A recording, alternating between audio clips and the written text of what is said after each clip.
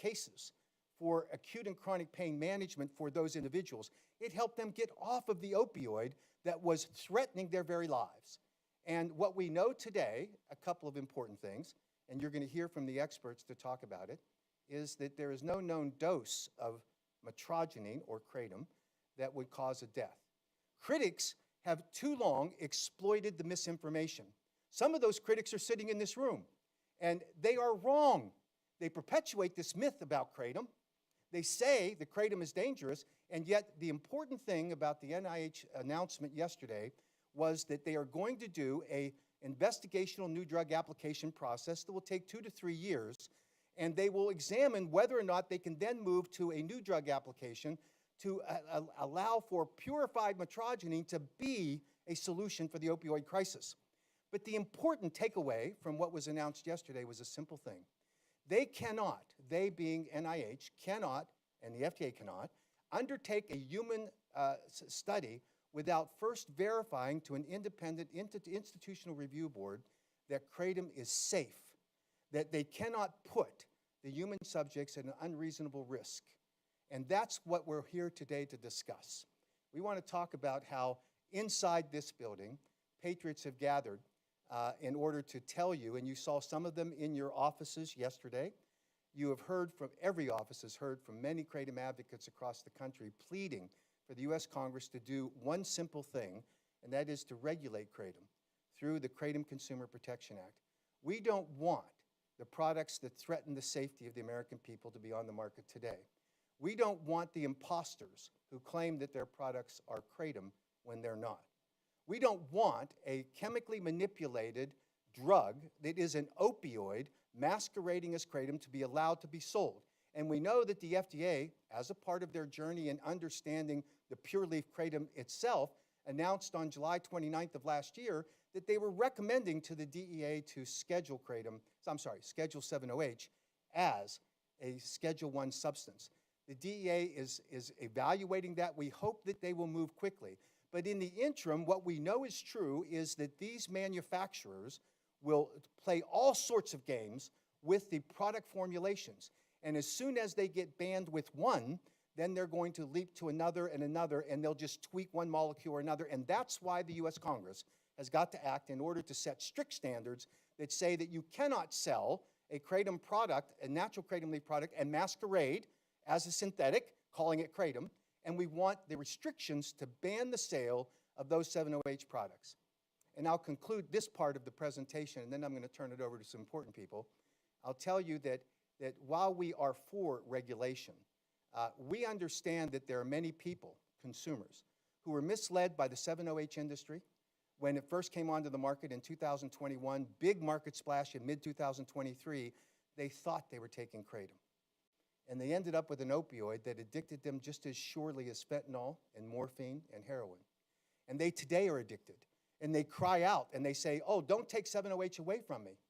Well, we do not allow in this country for someone to buy a product in a retail establishment that is an opioid.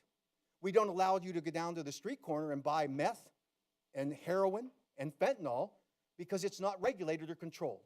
And we're asking the U.S. Congress to step in and take appropriate action in order to control that. So I mentioned to you earlier that we, in 2016, in the kratom community, fought back against the then FDA recommendation that was founded on improper science as identified by the Assistant Secretary for Health. One of those patriots, one of those champions of kratom, one of those who had experience is my good friend Andrew Turner. He was one of that small band of patriots that stood outside the White House and this Capitol building and pled for the Congress to act responsibly, for the FDA to recognize the truth about natural leaf kratom. And I'm going to turn the time over to him. His journey continues to be one that is fascinating. Yesterday, as he was coming down for the Hill Day, he was mugged at a metro stop here in Washington, D.C. So he missed the day yesterday. But we're glad he's here. We're glad he's in good health. He is, and I made the mistake of talking to John Chinholt, who's here, and I called him a former Marine, and he corrected me. He said, no, a Marine is always a Marine. And I think what the thugs found in Andrew Turner is a veteran that is a soldier and a warrior and a champion. So, Andrew, please.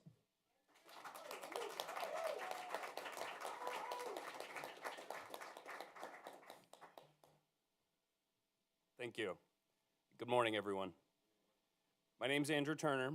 I am a Navy veteran, an advocate, a longtime advocate for Kratom, someone who spent years working with veterans, their families, and individuals while also trying to navigate my own chronic pain, neurological conditions due to burn pit exposure, PTSD, and the complicated realities of long-term health care. I stand before you today in support of keeping Kratom legal, regulated, and accessible to responsible adults. In 2012, I was retired from the Navy due to combat-related injuries, multiple deployments overseas, dealing with both physical and mental disabilities. But in 2013, I developed a rare movement disorder called Mage syndrome. It causes muscle spasms in my face and neck, and there's really no known cure or even really a good treatment cycle for it. At one point, I was taking about 25 different prescription medications. I was pretty much a zombie at the time. I lived here in DC, was treated at the DC VA, but most of my days were spent sitting on my couch, not really understanding where I was at, because I was pretty much on everything they could prescribe me. But my doctor at the time realized that there was problems going on in my head, obviously with my PTSD, and related to the neurological disorder, and they were starting to worry about something that many veterans face, suicide.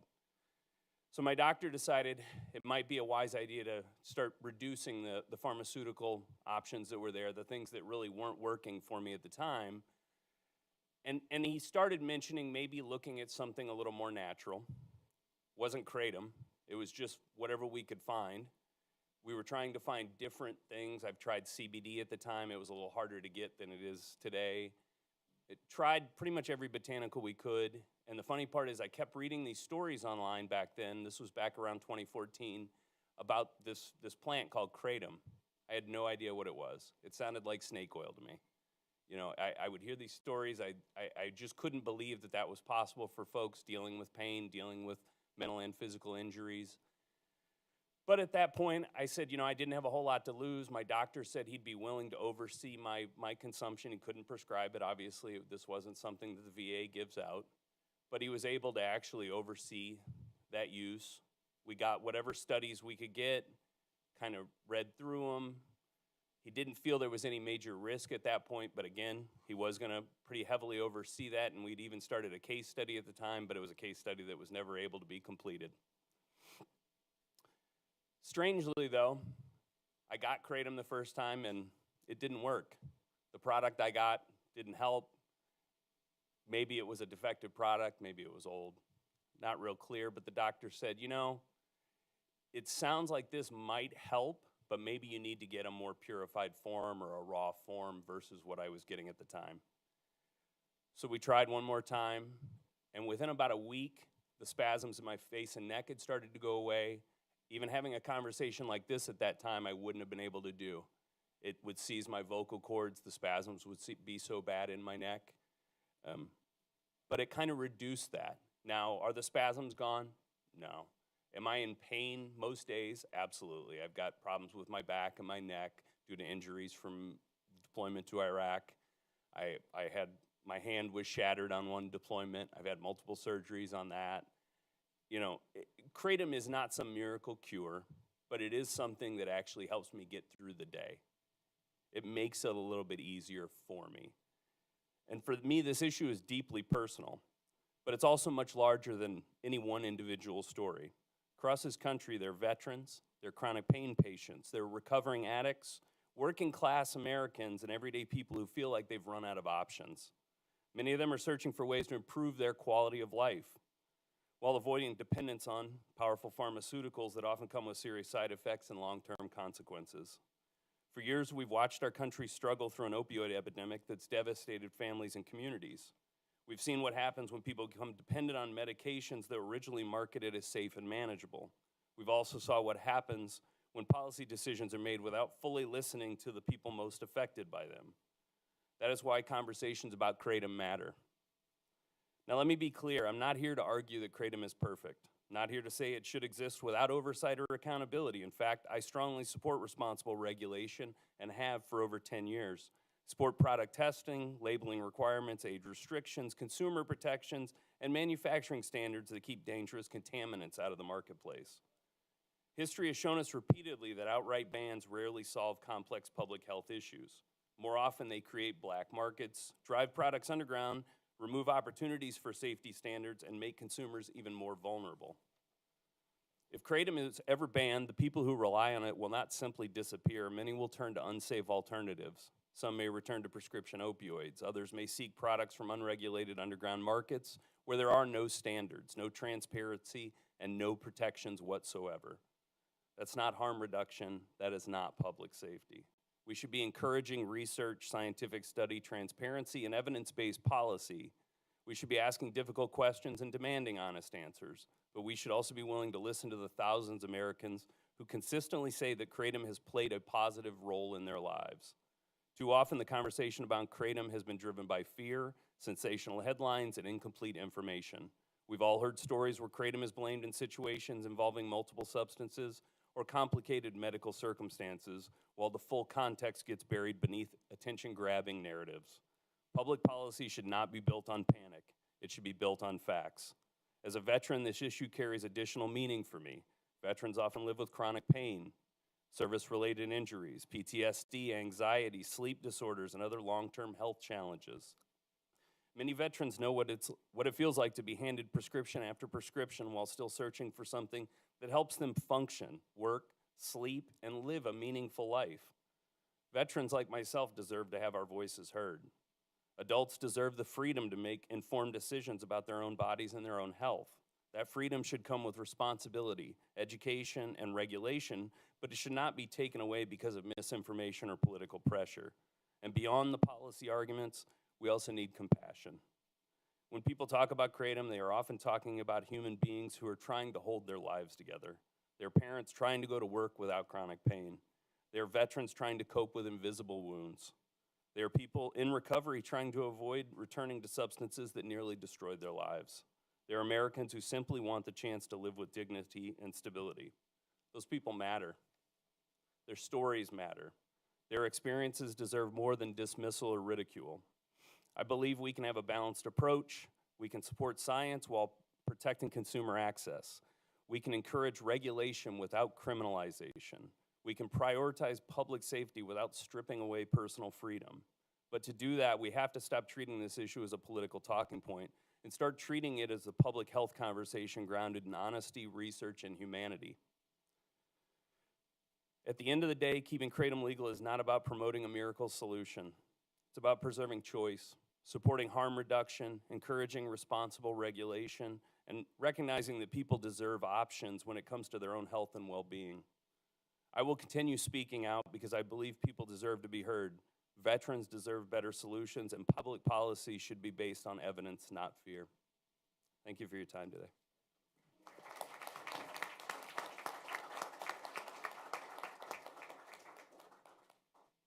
Thank you, Andrew. And you'll have the opportunity to talk with Andrew afterwards. There's a question and answer period we'll have as well if you have any specific questions, but a warrior.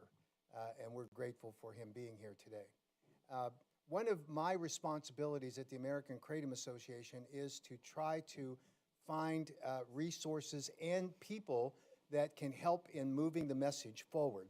And I had the great opportunity of having a conversation with Dr. Rahul Gupta, who was formerly the director of the Office of National Drug Control Policy in the White House. It was a difficult conversation because I'm a Republican, and he was in the Biden White House. But the one thing that shone through to me as this Republican is that this was a person who was seeking the truth. This was an individual who understood the crisis that we're immersed in the United States today, people that are trying to find relief in pain management and finding the opioids and the threats and the risks and the deaths that follow. And his interest in learning more about kratom was terrific. And we're honored to have him here today as our moderator for this panel discussion. So I'll introduce Dr. Gupta to you in order to continue this program. Thank you.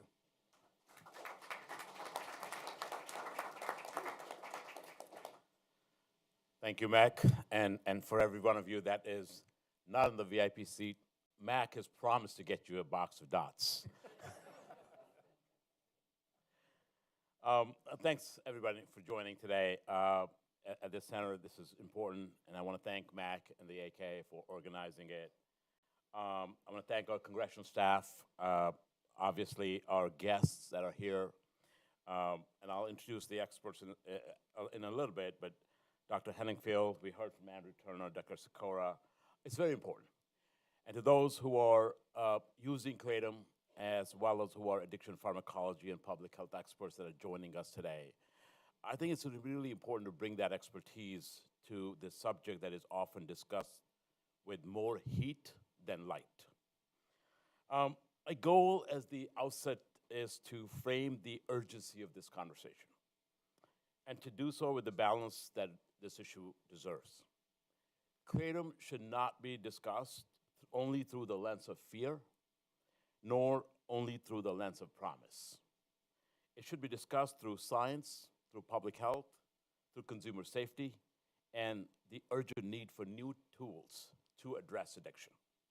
And I'll try to make a case for you why. For more than almost 3 decades now, the United States has lived through a wave after wave of the addiction and opioid crisis. I saw this beginning of this crisis not only as an abstraction, but someone on the ground practicing primary care medicine, caring for patients across rural America.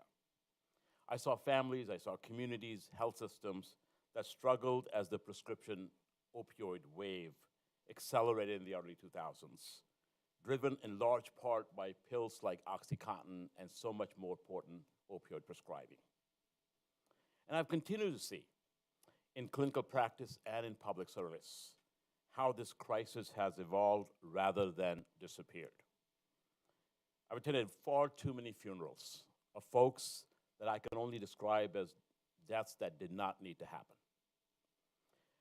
Every one of these deaths to me, is not a statistic. Somebody's son, somebody's brother, somebody's a school teacher, others that the community is left often with grief in my home state of West Virginia especially.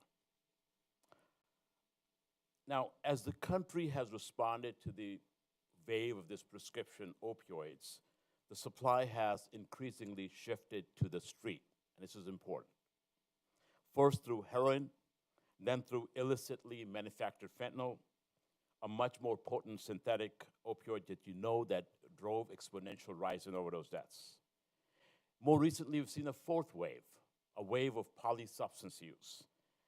Fentanyl mixed with stimulants, with benzos, cocaine, xylazine, or tranq as we call it, and others.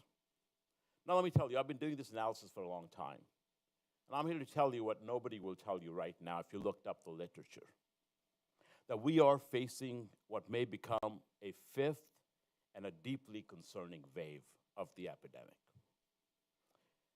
This is the movement of synthetic and semi-synthetic drug threats from the street onto commercial retail spaces. This has never happened before. We're looking at convenience stores, smoke shops, online platforms, and other settings where products can appear ordinary. They can often be mislabeled. And the pharmacology of these compounds is anything but ordinary. This is why precision matters. This is why we need to distinguish the kratom leaf and its derivatives from concentrated, chemically altered, or what we call 7-OH, or 7-hydroxymetrogenine products. Products that carry a very different risk profile. So the 7-OH exists at low levels in natural kratom leaf.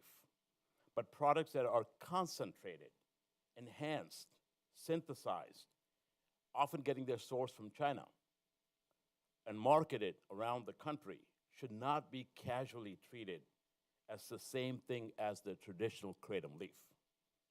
Now, conflating those categories is not good science, and it's not good policy.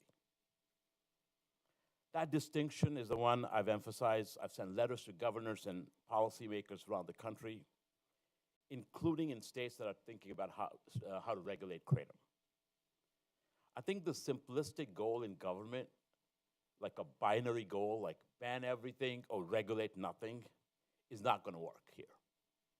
The goal should be to separate the botanical kratom and its potential therapeutic promise from synthetic and highly concentrated products that may disproportionately contribute to bad outcomes. Now, we got to be honest about where the science is. As Mac mentioned, FDA has often viewed kratom through the food and dietary supplement framework, and FDA continues to warn about the risks. But the scientific story is way broader than that. It is broader than what the FDA is saying. We now have federally supported human dosing work on botanical kratom, suggesting the tolerability under controlled conditions, and we have the major development from the NIH.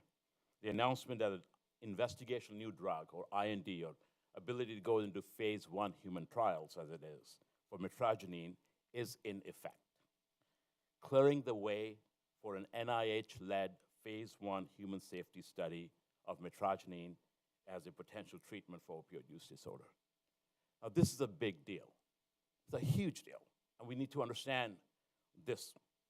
Because at this significant moment, NIDA, NIH, and I work with NIDA very closely, and CATS and academic partners are not saying that we got all the answers. They're not saying that.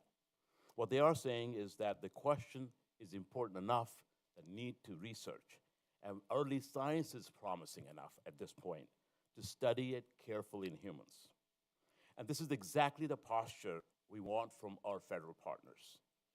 Not stigma, not hype, but rigorous evaluation. And the need could not be more urgent, let me tell you why.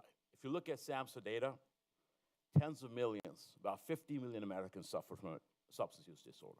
8 million of them are opioid use disorder. Yet only a fraction of people actually get the treatment that they need for a bunch of reasons, and we heard from Andrew some of those reasons. Now, at the same time, we're seeing a lot of progress. I mean, we've seen public health infrastructure really get to work. We've seen expansion in treatment. We've got naloxone that is now available over the counter. And for the first time in the history of the United States, we have seen over 30% declines in overdose deaths. And I'm happy to take the credit for it, Mac. But again, the drug supply is going to keep evolving. That's a sure shot. And that's why we can't afford to shut the door on new and novel tools of science to help people treat addiction. So today's conversation really should be about science. It should be about standards. It should be about public health. How do we protect consumers? How do we prevent bad actors from exploiting gaps in regulation? How do we ensure accurate labeling, age restrictions, testing, adverse event monitoring? How do we support research into compounds that may have significant therapeutic potential? And how do we do all of this while keeping our focus on the millions of Americans that are living with opioid use disorder and other substance use disorders? Because opioid use disorder may just be the start. It's certainly not going to be the end, because we know the kind of folks that are using it is just beyond opioid use disorder. So I do welcome the NIH's announcement. I welcome the openness to careful research and development. I think it's a big deal. And I do welcome also the chance from experts to hear about what we're doing. So let me, with that, introduce one of the experts, but someone who's a major force to reckon with across the country, Dr. Jack Hennenfield.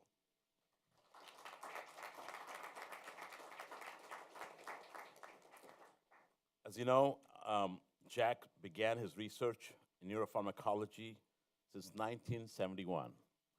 And he's been a faculty at Hopkins. He's worked with NIDA. He's someone that's relied upon by NIH, NIDA, and the majority of experts across the country, who works with the Penny Associates. Again, he often reminds me of his work with Surgeon General C. Everett Koop, and what a mentor he was to Jack, and Jack's been to so many others. So with all that, welcome, Jack. Thank you very much. And Mr. Turner, thank you for your service. A lot of my work at NIDA was working with Veterans Administration, Department of Defense on medicines, and really came to appreciate what you folks go through to protect us.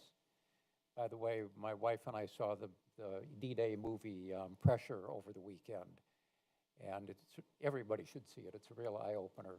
but also it's a triumph of science. So as a scientist, I loved it. And scientists, willing to speak truth to power.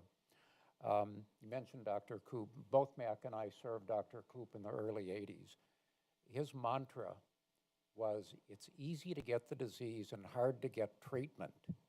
And he applied that to many things, but especially addictions. And he was a leader in harm reduction when harm reduction really had a bad name. And he said, we have to do what, make it easier for people to save their lives and prevent disease, whether it was HIV, AIDS, or addiction. Can you put the first slide up? Let's see, am I controlling slides or somebody flipping slides for me? Okay, next slide. My disclosure, through Pinney Associates, I consult on regulation, development of medicines, on kratom. I've served as a witness in kratom affairs and testified in a federal court hearing where the FDA was also invited to testify, and they said they didn't need to testify because they had not yet determined if kratom was hazardous. That was interesting. But anyway, I consult in this area through Pinney Associates. Overview slide, please. I want to start out with my overview because it's also my conclusions, and I want to make sure that these points don't get lost. And then what I'm going to do is show you the science that backs these points. First, kratom is a natural botanical product. At this point, the federal survey suggests it might be only 2 to 3 million people. Everybody agrees, including I think my federal friends, that that survey uses a panel that is substantially underestimating the number of kratom consumers, which is probably more than 20 million in the most recently nationally representative survey suggested 24 million adults. It provides a mixture of effects, and this is something that I work in chronic pain, and part of the trick with chronic pain is helping people find emotional and physical functionality, and with just an opioid, you're often anesthetized and not very functional. Kratom has a combination of effects that seem to work better for some people.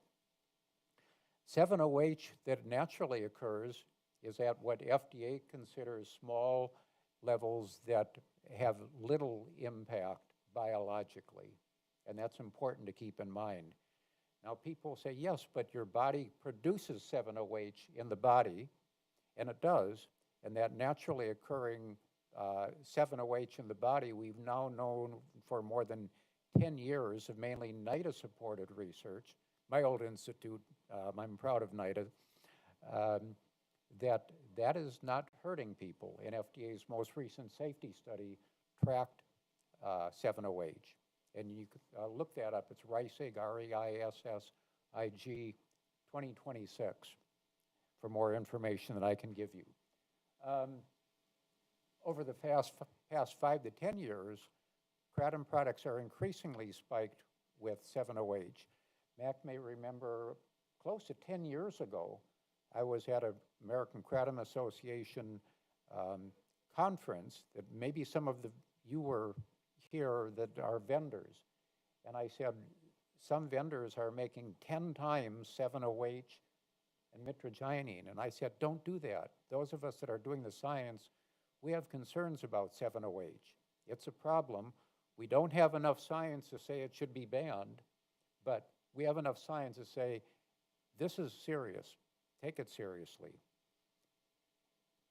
Most adverse event reporting systems, I'm saying most, meaning because basically all until recently, anybody that called in and said, I was using kratom and I have this, or this, it didn't matter if it was kratom or 7-OH. In a lot of cases, they didn't know they were getting 7-OH, and if they said 7-OH, it was counted as kratom. So why are adverse events going up? Well, partly because there's millions more people using, but also because a lot of those are 7-OH problems. Kratom does not meet the statutory criteria or the pharmacology criteria as an opioid. We can talk about that later.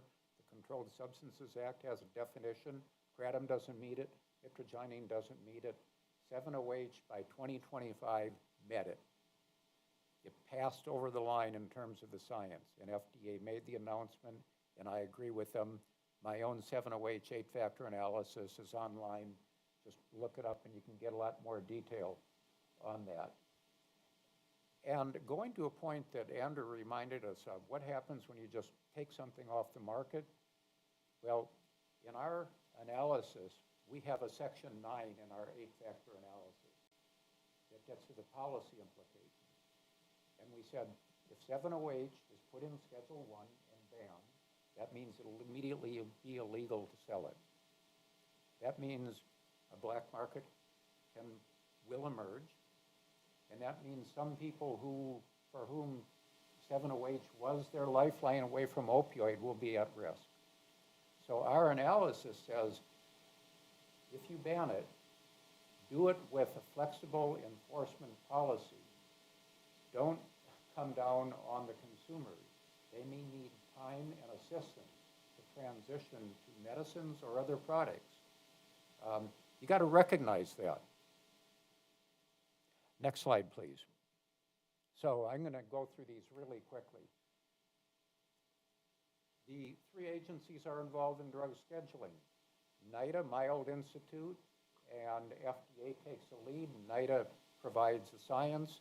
NIDA got its formal role in 1985, and I was the head of the first section at NIDA that had that role, so my job was work with FDA and DEA on scheduling, and I've been doing that ever since. That's what I do at Kinney Associates. But DEA schedules. If it's a new drug, they got to schedule within 90 days of approval. For things like marijuana and kratom, or 7-OH rather, there's no timeline. So we need encouragement of DEA to move on 7-OH. They've had the request since last July. Scheduling is based on 8 factors of the Controlled Substances Act. It's a data-driven process. It gets into the what. What's the pharmacology? What's the toxicology? The who. Who is using it? Who will be affected? What are the benefits? What are the risks? Is scheduling the best tool? One of my first scheduling challenges at NIDA was nicotine gum. Met all criteria for scheduling. We all agreed that it didn't make any sense to schedule it, so it wasn't. Kratom does not meet the criteria, and kratom has never been listed in DEA's annual National Drug Threat Reports. Never. 7-OH, I suspect, will be in the report next year. Next slide. Look at recent science. A lot of people say, well, if we've got science, it's AKA science or industry science. The vast majority of the science, next slide please, is philanthropy science, mainly NIDA science. And this is what I call the NIDA effect. NIDA got into the game. It had been funding some research back 15 years ago that was important, but it really got into the game in 2016. And we have got a mountain of evidence. Dan Wang, could you stand up? He's one of my colleagues at Kinney Associates. Amongst other things, he manages collecting the library that we provide to American Kratom Association, which now has, close to 1,200 science articles. So when people say, we don't know much about kratom, we know a lot about kratom. Why is NIDA launching a clinical study of mitragynine? It's not because they're just shooting darts. It's because their own data show that a lot of people are using kratom to get off of opioids. So they're going to take it a step further and see if we can do a clinical trial. Next slide, please. Who are the kratom consumers? Actually, if I took a picture of this room, it looks like the people in this room. It's a cross-section of America, and we know that now from many surveys. Why do people use it? Pain, stress, in place of caffeine as a morning pick-me-up. Next slide, please. So we've got a mountain of research. Part of what NIDA did was pump a lot of research in the University of Florida, which now has an amazing research machine which is working with DEA, FDA, doing studies, including the FDA's study that Mac mentioned, was a collaboration with University of Florida and others, and run by one of the contract research organizations that we work with. And by the way, the kratom they used was imported from Indonesia. I think it was Super Speciosa Organics. I mean, it's a commercial company, and they use that kratom in their study. So if somebody says it's illegal, well, no, FDA bought it legally off the market. It's legal product. And they gave it to doses about 3 times higher than the average person takes. And they measured 7-hydroxy and found, okay, this is safe enough to go on to the next studies and maybe push the dose even higher. Next slide, please. Back more than a dozen years ago, and this was NIDA-supported research too, trying to pick apart the kratom plant and its alkaloids. What's going on? Why does it have some opioid effects, but it doesn't kill animals?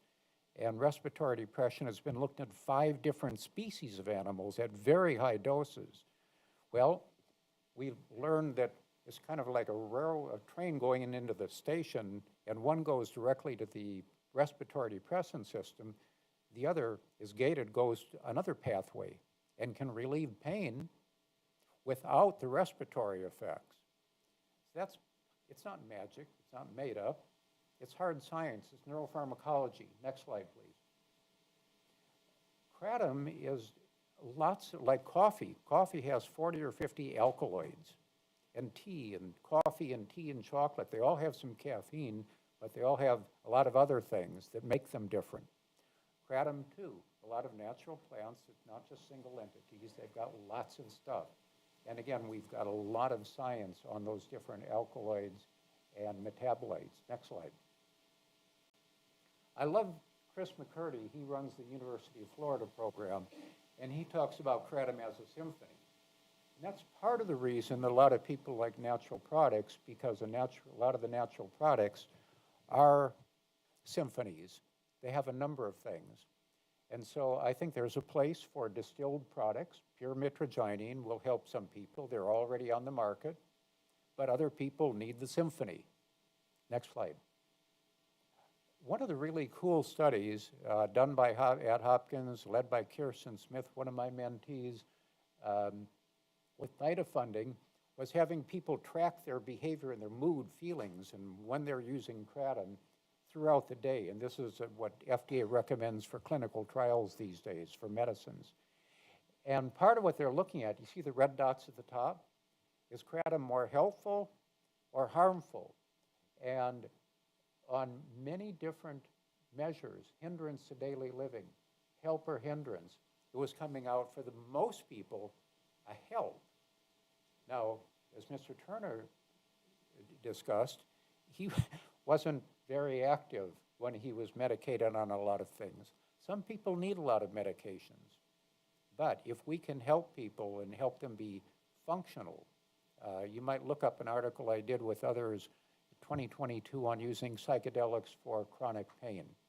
That's being explored at Hopkins because for some people it helps achieve the emotional acceptance of some pain to get their lives back. Next slide, please. So what's 7-OH? You already know a lot about 7-OH, so let's move to the next slide. This was a study that got a lot of us very concerned. Guess what? If you're testing drugs for addictiveness, rats pressing levers to get the drug given intravenously is the single most powerful, accurate predictor we have. And again, you can look at Google my name 2025, and there's a recent article on this. Rats beat humans. So here's morphine. The rats press a lever lots of times to get morphine. Here's mitragynine at a wide range of doses. The rats don't like mitragynine. Here's 7-hydroxy. The bigger the dose, the more they like it, and at a certain dose, even for rats, that's too much. Those are super high doses, but it was part of the reason that me and others 10 years ago said, Mac, push for legislation to put a cap on 7-OH. If it's at de minimis levels below 2%, it's probably not a problem. Don't let people push it up. That's a problem. Next slide. What about respiratory depression? Here's the top one is morphine, and you see those purple bars, that's the rats getting morphine and respiration drops. The way it's graphed, it doesn't look big, but that's a big drop. Here's mitragynine, or here's mitragynine on the bottom. It's flat. It actually increases respiration a little bit. But here is 7-hydroxy. Bigger the dose, the bigger the drop. And that was one of the last straws. That was helped solidify, okay, 7-hydroxy does have a sufficient morphine-like profile to call it an opioid by law and schedule it. Next slide. I did with support, I went to MAC and I said, if you can get sponsors to support an FDA model respiratory depression study in mitragynine, I'd like to do that because we'd use their model. And by their model, we went up to use oxycodone at the doses FDA recommended, and we get Death Valley plummeting in respiratory gas, oxygen. We went up to 400 milligrams per kilogram in hemotic dose equivalent. Some of you that know kratom will know that 65 milligrams per kilogram, that's a technical term, it's a boatload. About 100 times more than most people use. No effect on respiration. Next slide. So, what did FDA say? And I'm going to wrap up with comments from FDA July 25th. They did their own scientific analysis, kind of a mini 8-factor. And Reisig et al., he led it at the Controlled Substances staff. Critically, 7-OH produces respiratory depression, physical dependence, withdrawal, symptoms characteristic of classic opioids.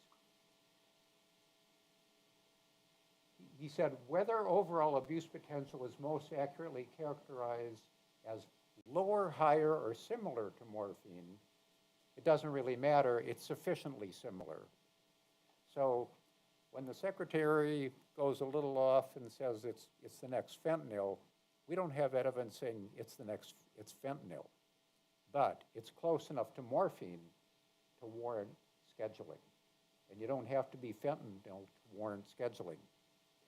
The FDA commissioner pointed out it's more potent than morphine. We need regulation and education.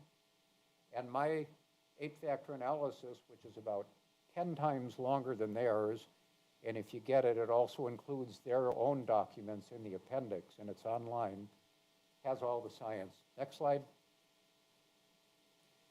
And importantly, they made a clear line in the sand between kratom and 7-OH. They sent out what we used to call Dear Doctors letters. Now it's called Dear Colleagues letters. And the Dear Colleagues letter is very clear, warning about 7-OH and saying our focus is not kratom. Next slide. So FDA recommended scheduling formally. NIDA had input into it last July. I think it is for better and for worse. DEA is taking their time. It is complicated. DEA understands that there are some people using it to stay off of opioids. So they need some pressure probably to move more quickly. Thank you.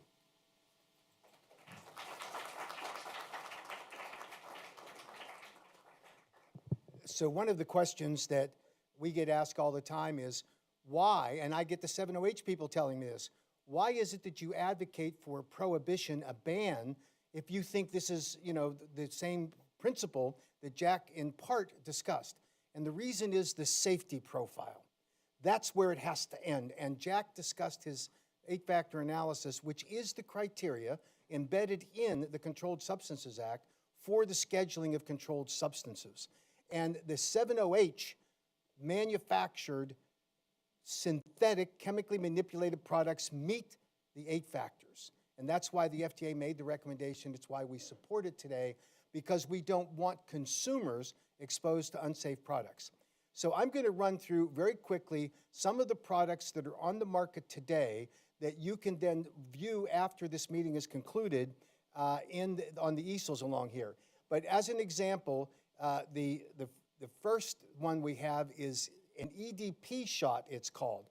And it has, remember the standard, in natural kratom leaf products, trace amounts of 7-OH do exist because of the catalyzing drying process of the leaves.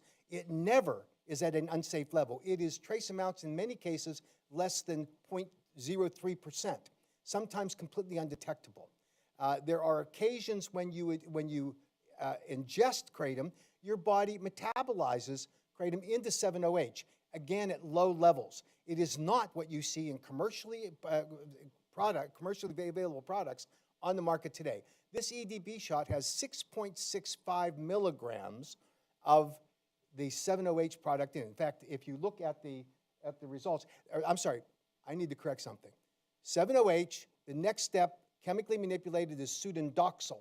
The next step beyond that is 8-OH, 10-OH, and then they keep tweaking it. And then you have MGM 15 and 16, all dangerous, more dangerous as they escalate. This product has 6.65 milligrams of pseudodoxil. It is a high concentration opioid, extremely dangerous. This product has 0.40, I need to see, actually say, I can't see the one in the back. 0.4, that's my old age coming. Jack and I, he mentioned we were in the Reagan administration era with Chick Coop, and that was back in the 1980s. Dates us, eyesight failures too. This is 0.40 milligrams of the dangerous levels of this 7-OH products. They simply have to. You can find these products at retail establishments around the country. The next one is the, I know we have to speak in the microphone, by the way, because Jack was straying. Jack and his wife are ballroom dancers, and he was dancing up here, but we were live streaming this, so we need to stand close to the mic. But here we have 90.37% of pseudodoxil. It's nuts. It's on the market today. And the 7-OH manufacturers want to say, oh, don't blame us. It's just the same thing. It's the same as kratom. That is a lie.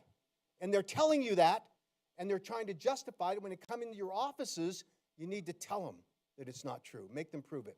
Next one is 9.94% of milligram, and then they have 0.55% of pseudodoxil. Dangerous level. The others are really beyond belief. So you go through one product after another. All of these will be on, as I say, on these easels as you go forward. But you can see these products were tested in labs to determine what the levels are. If you look on the labels, that's not what it says on the label.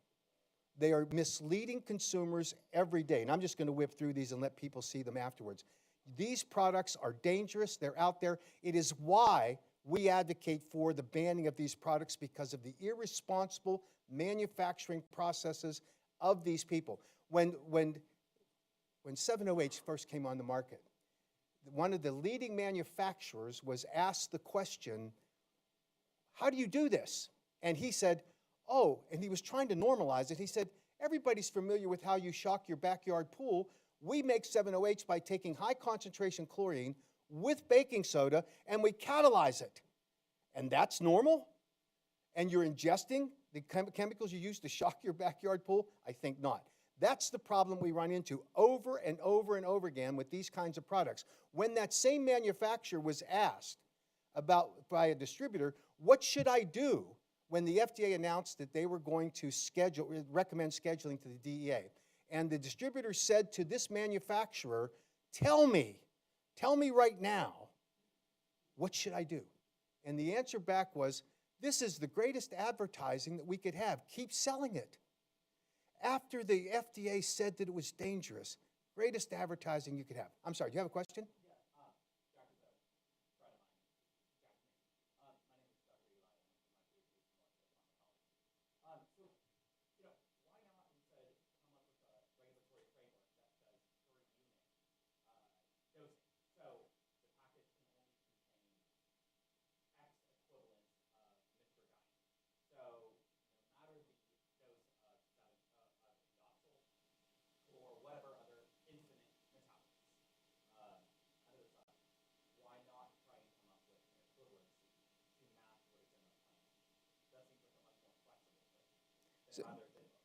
So the answer to that is direct. The natural plant is what it is. All of the there are more than 50 alkaloids. Never, ever, ever will it get above 0.3% in natural trace amounts. So when we establish the 2% level of the overall fraction of the alkaloids in the plant as the standard, and that's what you see in many states where we passed Kratom Consumer Protection Act, it goes to your question. That's the naturally occurring levels. You can get that in a natural kratom leaf product. What you have with 7-OH is a chemically manipulated concoction, and it should go through the regulatory process for approval, which you've just suggested. The way to do that is through the FDA. You don't get to play the game of saying, this is under the Dietary Supplement Health and Education Act, this is a natural product. It is not. It is a chemically manipulated product, and that's the difference as we go forward here. Can I comment too? I think to answer your question also, if you just talk about mitragynine, can we have it? Well, you could always make bigger capsules, okay, that nothing stops them. I think the important thing is the ratio of mitragynine to 7-OH. If we talk about 1%, that's 100 to 1 ratio. I think a regulatory framework is more about the ratio, because you can't create a high 7-OH product without having tons of mitragynine in it. So I think it's a ratio, fixed ratio, that's going to be important to regulate, as opposed to the full amounts of mitragynine or 7-OH, because the concentration, and in natural form, as Max said, you know, you're talking 1%, 2%, that's 1 to 100, 2 to 100 kind of thing. So it's that ratio that will make the difference. Can I do one last thing too? This is why we need FDA in the game, because even with natural products, FDA can set performance standards. Everybody here, I think, is supporting FDA regulation, but it's complicated, but they can do it. And so the important factor here is, as we have evaluated what the safety profile of kratom, it is well documented that the natural kratom leaf product has a safety profile that allows for its being sold as, under the Dietary Supplement Health and Education Act, as a botanical supplement. And there are regulations. Now, we also advocate for, in our Kratom Consumer Protection Acts, a regulation on the amount of, or the way the products are extracted. Natural kratom leaf products can be extracted using high-grade solvents, chemical solvents, that make a dangerous product. And so our recommendation is you cannot have any extraction methodology used other than FDA-approved food-grade solvents, which limits the ability to concentrate and increase the potency of a natural kratom leaf product. Regulation's important, but in order to get to that level for a dangerous extract product, you have to use chemical manipulation, but 7-OH is all chemical, all of it. There's no natural component other than they take the leaves and they shock it with this catalyst. So that's why we're here today, to educate, promote, advocate for the actual legislation that will relieve the DEA from having to play whack-a-mole going forward. One product after another. We'll get the questions in a minute. One product after another. So that's the goal. Now, everyone has a box of dots, right? Some of you have a box of dots, and we recommend that you only consume what's on the back of it.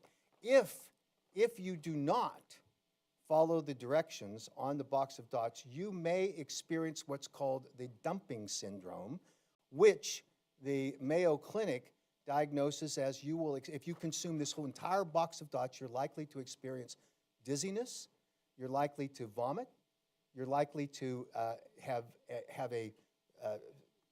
pass out, you have an experience. There were 5 children in the state of Georgia middle school kids, who were taken to the hospital, and the emergency room doctors evaluated those 5 children.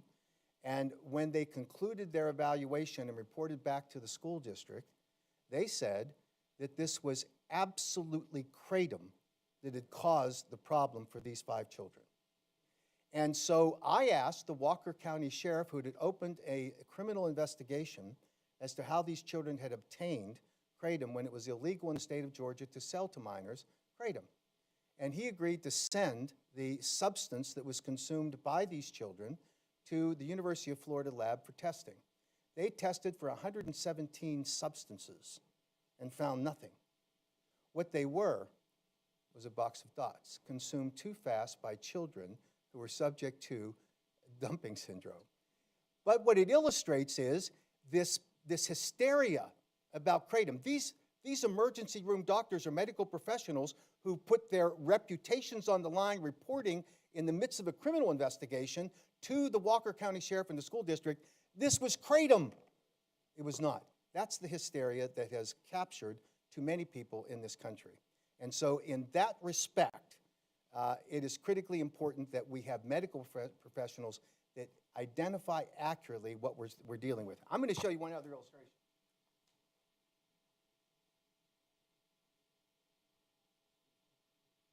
This is I want it to be a 20-ounce bottle. We found one with a mark on it. This is milk. I'm going to take 1 ounce of milk in this bottle, and I'm going to make a concoction, by the way.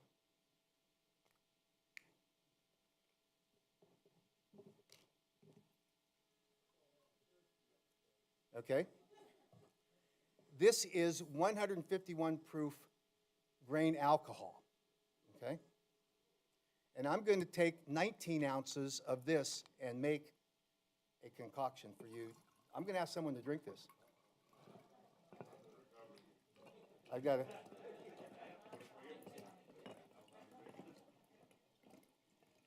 I'm not really going to ask someone to drink this.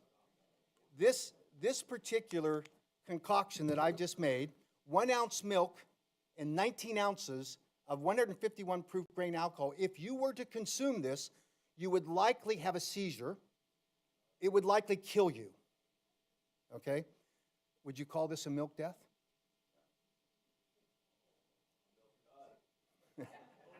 It's not a milk death. That's what's happening in America today because of this hysteria about kratom. When you hear reports about deaths that are associated with kratom, and you hear grieving parents talk about kratom killed my child, we ought to be seeking the truth. And the truth is found in good analysis of the actual substances that were consumed, looking at the autopsy and the toxicology reports. And so we've invited Dr. Heidi Sikora to look at some of the deaths that get a lot of attention that you likely will hear about. Some of those families are very public in saying kratom only killed my child. And we're going to ask Heidi to come up and talk about the reality of the autopsy reports in the United States. And Heidi, speak into the microphone. Don't dance like Jack. Thank you. Thank you. Hello, everybody. I would love to have the clicker because I like to be in control. It's right there. Where's? Oh, it's right in front of me. Okay, fantastic. So, boy, I know that everybody's probably getting hungry, and so am I. So I will try to be brief but thorough. And so I have personally reviewed the forensic records in multiple reported kratom-associated deaths. In each case, the evidence did not support kratom as the cause of death. I am here to explain what the record actually shows and why accurate conclusions matter deeply to the families left behind. As a retired nurse practitioner and prescriber who has spent significant time helping families process the loss of a loved one, I know that what a family is told at the worst possible moment of their life really stays with them forever.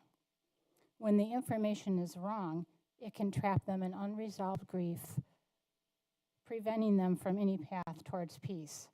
I care about all of these families, as well as those who have found relief from kratom. The truth is important to all of these families.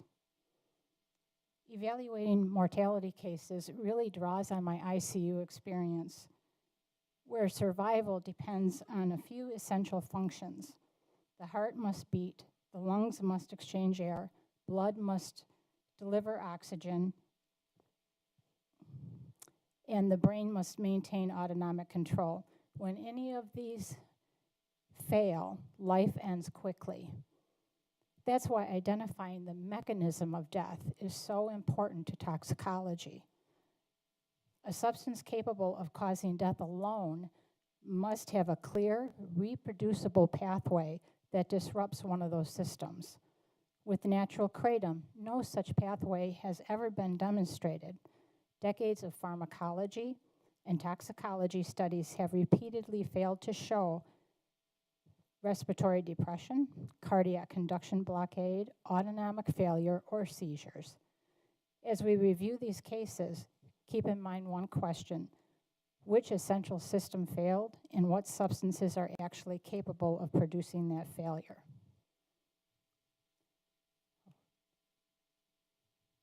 Okay, so, 3 key questions that I really ask is, how did this person die?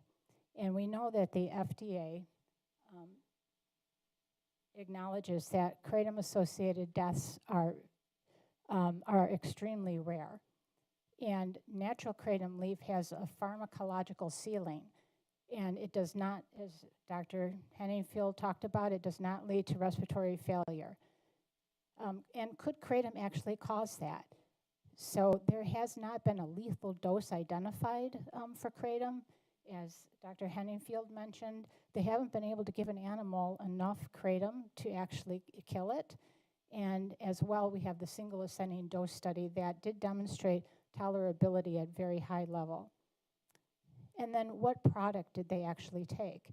And this is the problem that we have, and with the spike in reported adverse events to poison control, is that all these products are being conflated.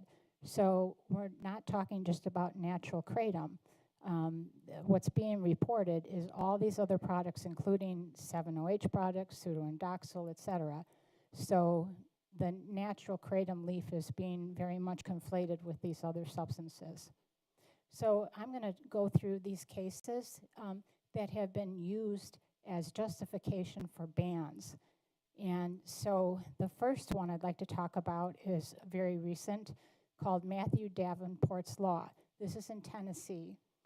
So the way that this was reported in the news media was Matthew Davenport's Law bans kratom. And another headline, his life tragically ended at age 27 in 2024 following the ingestion of kratom and Adderall. Is that right? Oh, and doctor-prescribed medications. Yeah, my age is showing too. I don't know if it's possible to get the little laptop up here. I could probably see that a lot better. Okay, can't do that. So I'll do my best. So anyway, but what the record actually shows is the cause of death was diphenhydramine, which is also Benadryl, metragenine, duloxetine, and buspirone intoxication. So although this was reported in the media as just a kratom and prescribed medication death, there was much more to the story. The Benadryl level was actually at 3,000 nanograms per milligram, which is really at a very high toxic level. And then metragenine was at 810 nanograms per milliliter. So the discrepancy here is the media coverage named kratom as the cause, but the official record actually lists 4 substances. And of course, that Benadryl level was extremely high. In addition, the duloxetine and buspirone carry a major warning for serotonin syndrome. Oh, I love that. Oh, I'm always good. thank you so much. That's Except gonna, when my wife says it, I'm not. yeah, because I don't want to be squinting. Okay, so I guess I can still use this? Okay, good.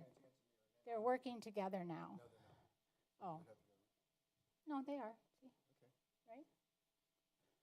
Okay, well, anyway, we have a lot of detail here, and I'm not going to go through the detail, but just know that if you're interested in it, I'm more than happy to provide the slides, and we can talk about it afterwards as well. This one works. Okay. Oh, I see. I got to do it. I have to do both. So we'll see how coordinated I am. All right. So the next case is Christopher Hollowak, called CJ's Law. Now, this did not pass into law, but this case was used for justification for a ban. And so the way that this was reported is New Jersey lawmakers advanced a bill to ban kratom after the death of a Monmouth County man. And then CJ died from a cardiac arrest after taking a mixture of kratom and Adderall while awaiting arm surgery. But what the official record actually showed is that this was mixed drug intoxication, including mitragynine, and a contributory hypertensive cardiovascular disease. There were actually 6 substances that were confirmed: mitragynine, amphetamine, bupropion, diphenhydramine again, fentanyl, presumptive but unconfirmed, and in addition, he had an enlarged heart. Mitragynine was at 1,000 nanograms per milliliter. There is a reference range by the NMS labs at 1,590 nanograms, but that's really disputed because it's derived from just 3 contested cases. So the discrepancy in this one is the coverage focused on the kratom and Adderall, but obviously the record shows so much more than that. And again, the detail, and I think the posters, if you want to take a look at those, will explain some of the details on these. The third case is from Idaho. This is Kylie Rustici. The coroner actually stated mitragynine was the only substance found in Kylie's system. Another headline, the Bonneville County Coroner's investigation revealed that mitragynine was the only substance found in Kylie's system. But what the official record actually showed is acute mitragynine intoxication, manner to be determined. The substances at the scene that were not tested were trazodone. That's a sedating medication, cyclobenzaprine, methocarbamol, and they were just omitted from the panel. I certainly would have been interested in seeing what that trazodone level was. The sertraline was another medication that they did test that she was taking. And so the discrepancy here is the news coverage adopted the coroner's framing of so-called kratom death. The record actually shows 3 CNS depressants were found at the scene. And the sertraline actually exceeded the therapeutic range. And of course, the manner of death remained officially undetermined. What I thought was notable is the coroner actually stated to the family that kratom should be removed from the stores, and that was before the investigation was complete.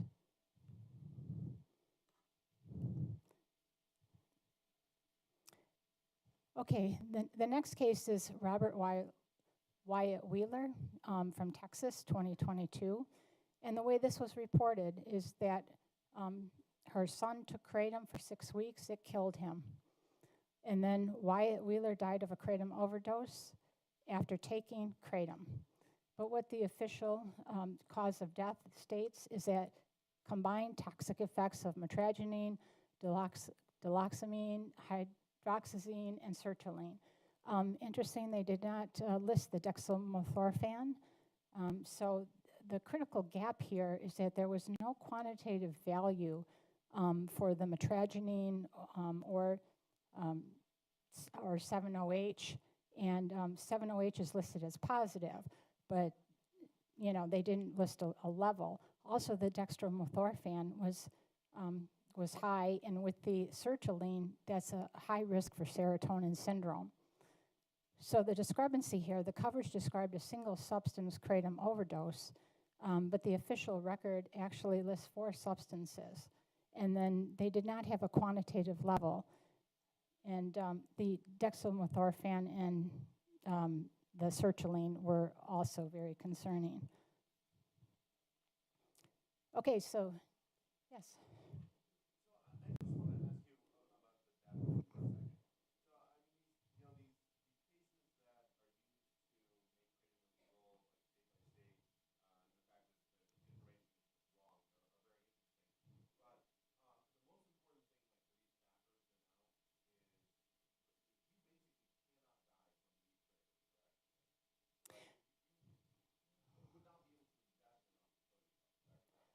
Well, I guess as a clinician, I never want to say never.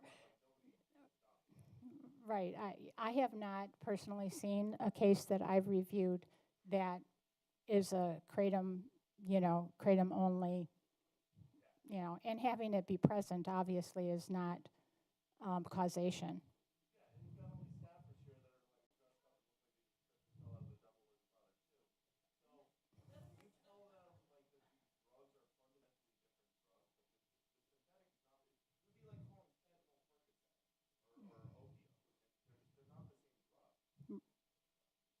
Right, absolutely. Yeah, so, well, I think, let me finish this and then we'll have time for questions. So, okay. Um, so, so Austin Gibbs. So the way, and this is from actually the father's report. The toxicology showed metragedine only, no fentanyl, no illicit drugs, no prescription opioids. And he also stated that Austin died alone after consuming a kratom product that he believed was legal and safe. This was not a contaminated product. It was not mixed with alcohol. So what the NMS Labs toxicology showed was metragedine at 3,300 nanograms per milliliter. Now, an average consumer will not have that level of metragedine. So, this is more somebody who's consuming a lot. And he also had the doxalamine, which is also, it's the primary ingredient in Unisom, and then diphenhydramine. Those are not concerning levels. But what is concerning is the critical screening gap, that the actual novel psychoactive screen was not ordered. And this was from Ohio, where in Montgomery County, it's really a documented epicenter of novel opioid activity in Ohio. So, the father did say that it was not a contaminated product, but there was no testing to prove that. So we don't know for sure.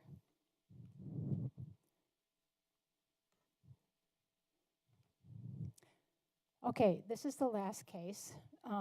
So Dakota Herrera in Michigan.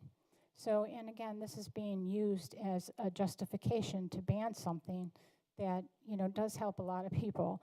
So Oakland County medical examiner confirmed Herrera's death was caused by metragedine intoxication.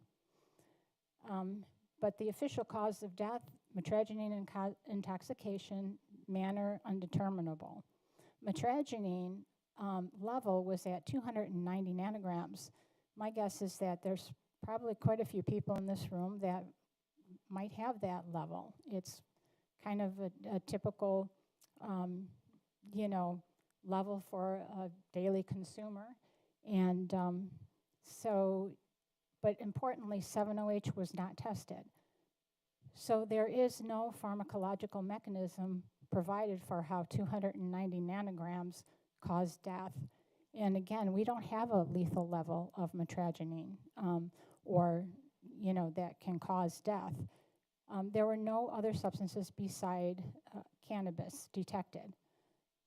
So I think that this one, the 7-OH, was not tested. And I think that's really key because, you just don't know if that was a pure kratom natural leaf product or if it was 7-OH.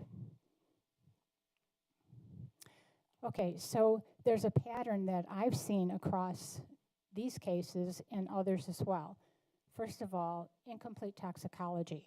So in 4 of the 6 cases, testing was not ordered for substances present at the scene or for collected specimens. And sometimes they'll do that for cost containment, but I got it? Okay, thank you. He's always watching out for me. I appreciate it. So, so a panel limited to those selective substances cannot support sole substance attribution.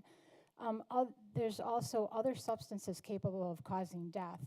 So in 5 of 6 cases, at least one other confirmed CNS active substance was present at a clinically significant concentration. In the remaining case, 7-OH was not tested. There's investigative gaps in all of them.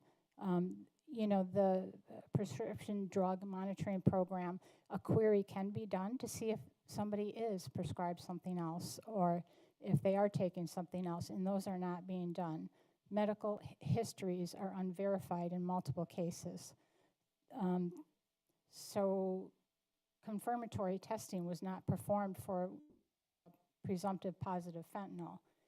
Metragenine below or without the fatal threshold. So 4 of 6 cases, metragenine was below the lower bound of the only published reference range. And in one case, no quantity was given at all.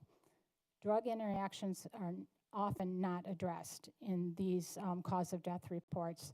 So in 5 cases, multiple CNS active substances, clinically documented interactions, including serotonin syndrome, additive CNS depression, and cardiac effects were absent from the official determination. In 2 of the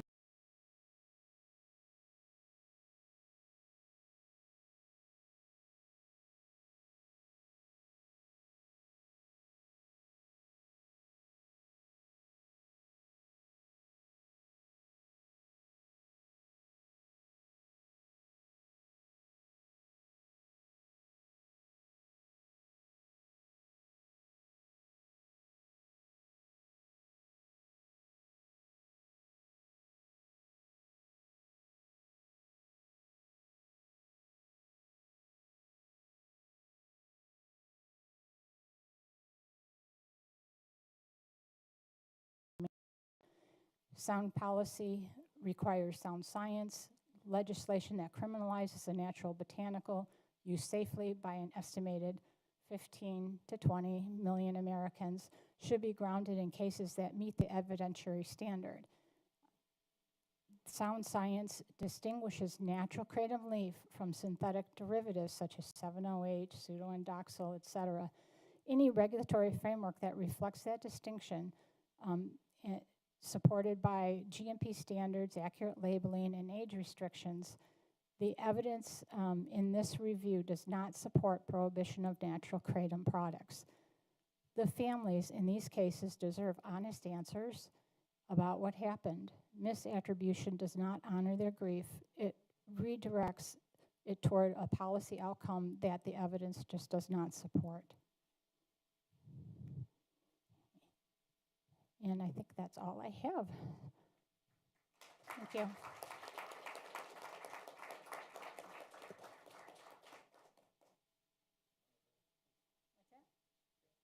What's that?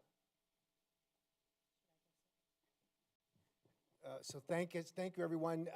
We've gone a little longer than we anticipated, so if you have any questions, you can submit them in writing to the American Kratom Association, and we'll be glad to get back to you. We'll farm them out to the appropriate expert so that you have the right answer to your questions.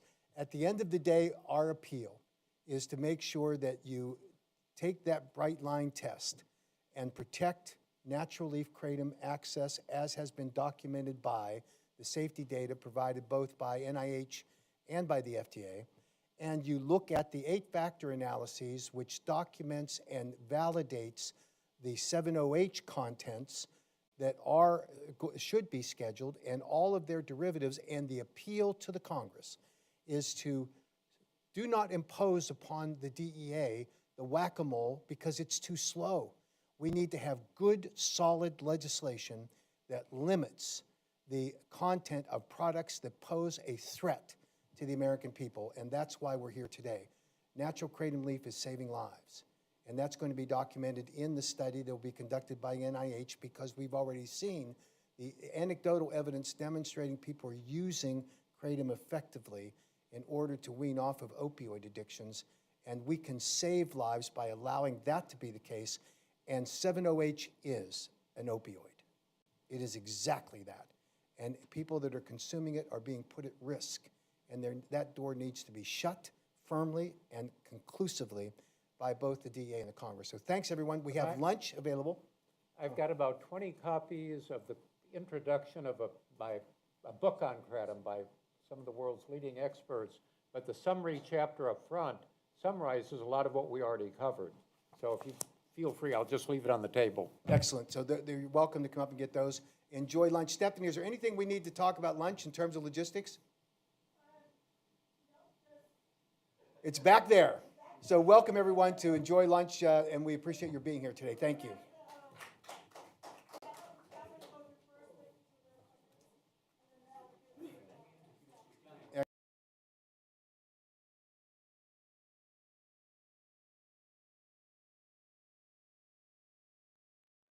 Have a good day, everybody. Thanks for coming.